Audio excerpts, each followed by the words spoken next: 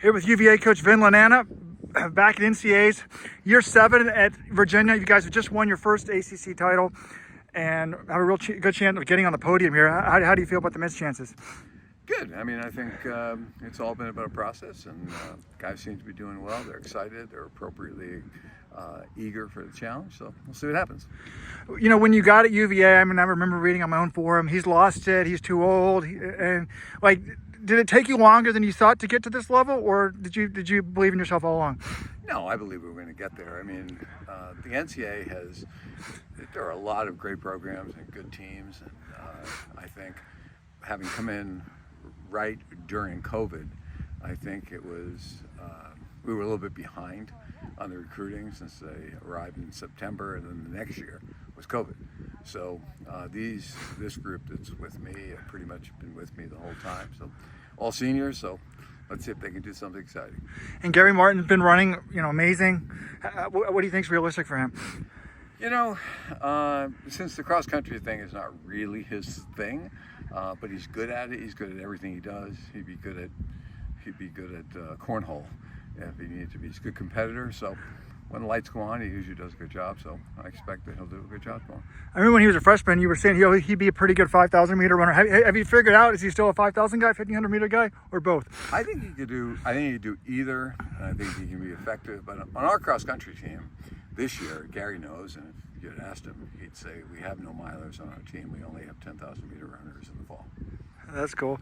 And how much does the NCAA, how different is it now than say 30 years ago? Is it a lot harder to build the top program and be competitive? I think the NCAA landscape has made it, has created its challenges. I think for me, I think what was prevalent 30 years ago was that there were different ways that you could actually build a program. When I was at Dartmouth, there was one way, and I was at Stanford and Oregon. And I think right now, unfortunately, I think we've created a culture and an environment where people think there's one way to do it, and that is to go out and just go recruit and purchase all these high-end athletes, and I don't think you have to do it that way. It's fine to do it. That's just one way to do it, and I think we're doing it the old-fashioned way. We're actually going out there and recruiting and trying to develop the kids and giving them an opportunity to be excited when they get to the NCAA. So that's the difference I see.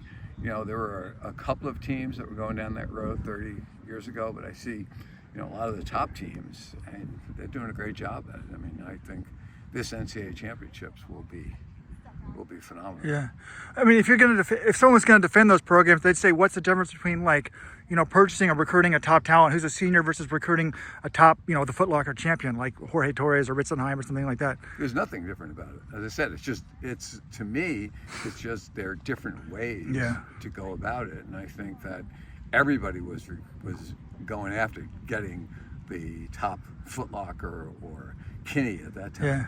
And I think now there's just different ways to do it. So nothing good, bad, defense, or not defending. It's just different. And to respond to the question of what's it like from 30 years ago, I think that's what's different.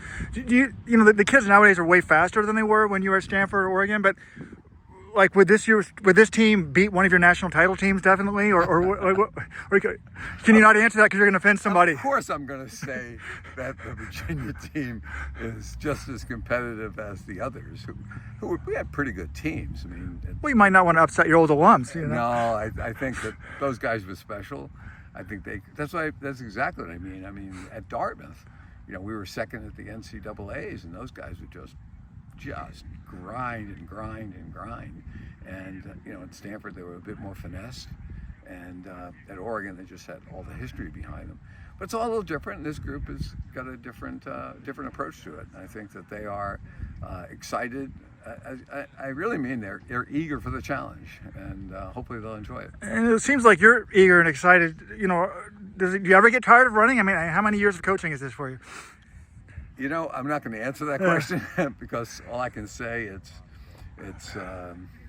we start to count them by the decades, so it doesn't seem that long. But I've been doing it a bunch of decades. Well, congratulations and good luck on Saturday. Hey, thanks a lot.